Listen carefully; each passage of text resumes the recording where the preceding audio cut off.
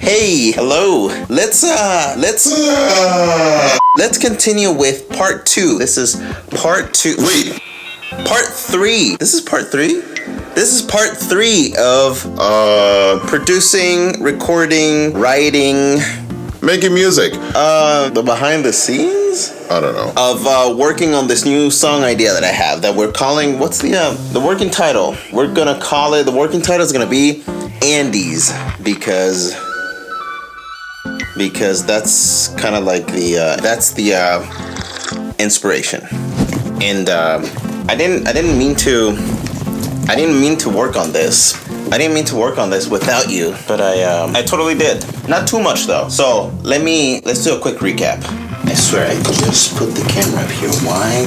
What? Okay, so here's a recap. So far, I started out with a beat. No. I started out with this flute-like instrument sample that I found on Splice. It is a flute from the Andes region in South America. It's called a quena, and I paired it with a beat, and I ended up with this really cool modern take on this instrument.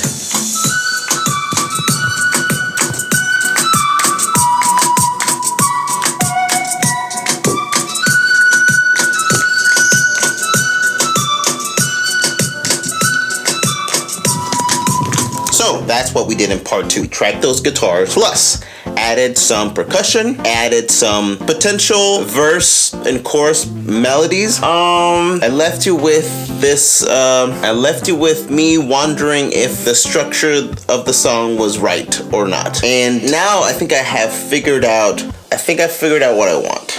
So initially I had this gap in between the pre-chorus and the chorus for dramatic purposes. I decided to get rid of it. It was killing. The gap was leading you to believe that something really good was coming. And it wasn't there. I still like the melody.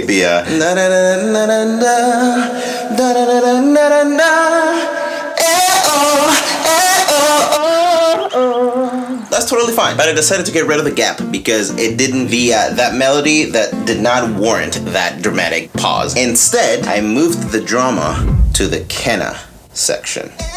So now check this out.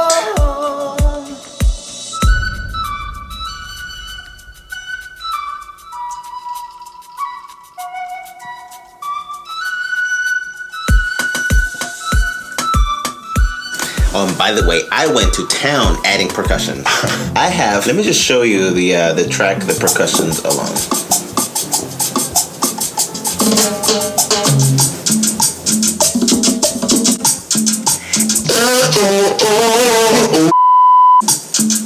And by the way, I didn't track any of those live. Those are all from Splice. They're all samples. That's the beauty. That's the beauty of making music in this day and age. Next thing you know, I'll just be talking to the computer. I'll just be telling the computer, hey, this is what I want. I want it to sound like this. I want this instrument. I want it to last this long. I want it to have this tempo. I can't wait. And before I forget, one more thing that I decided to change. What I had initially intended to be the pre-chorus is now the verse. So that melody that I recorded, that's now gonna be our initial melody. So the song's gonna start with that.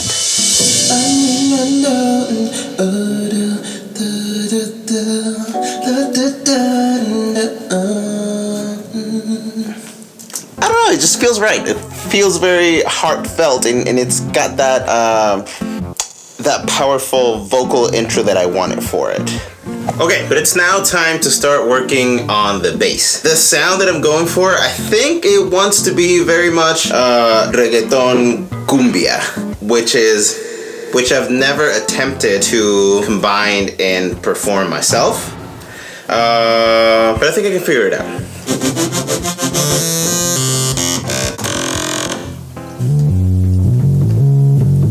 That might be right.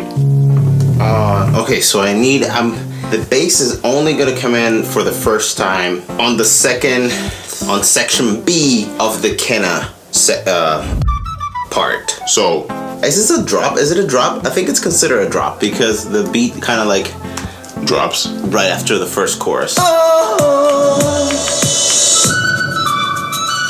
So this is section A of the Kenna.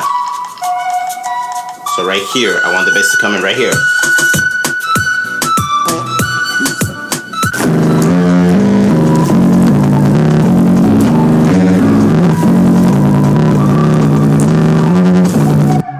Let me track that.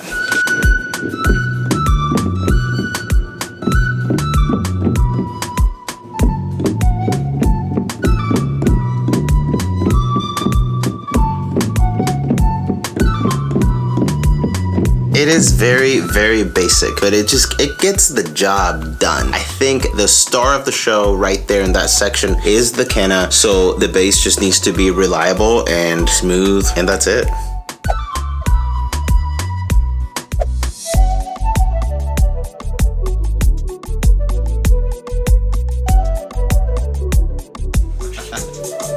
Obviously, I'm not playing this thing.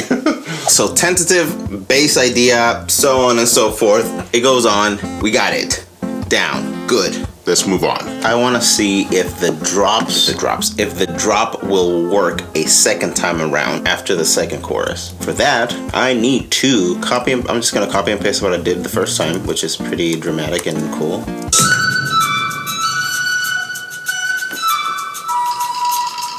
I think I'm gonna leave it like that for now. I'm gonna have to listen to it over and over again, like as a whole, to kind of pick up if the dynamic is right or not to have a second drop there.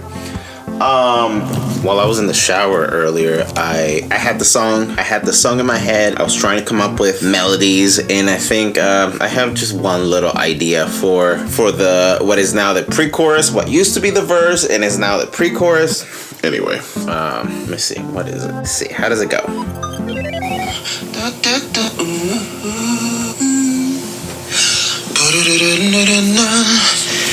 Begging you for a little more of love. Begging every corner of your love. I want more, por favor.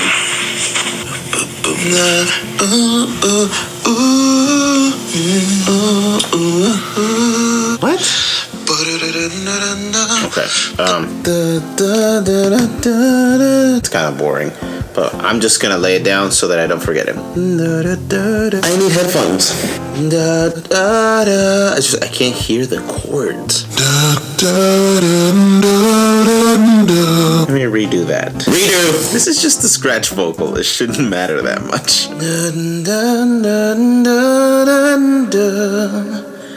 Let's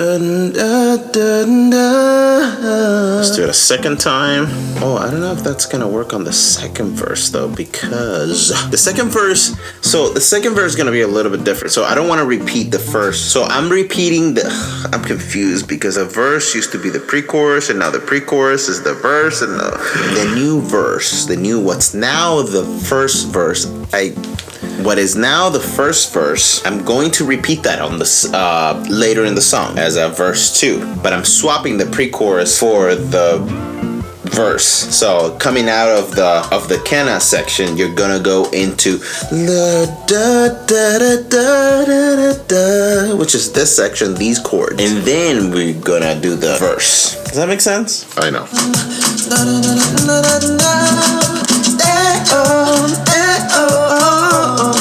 Alright, I need to call it for now because it's getting late and I'm running out of time. And here, let me show you real quick something that I just added. I added some horns or brass or whatever these wind things are. But these are going to be at the end when the tempo picks up. I know, we haven't talked about that. After the second drop is over, the tempo picks up and it becomes more dancey, and this happens.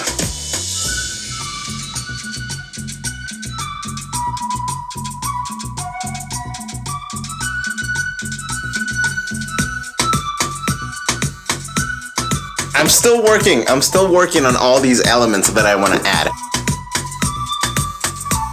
And then the last thing that I added were these trumpets or horn section, but I'm still trying to find the right spot for them.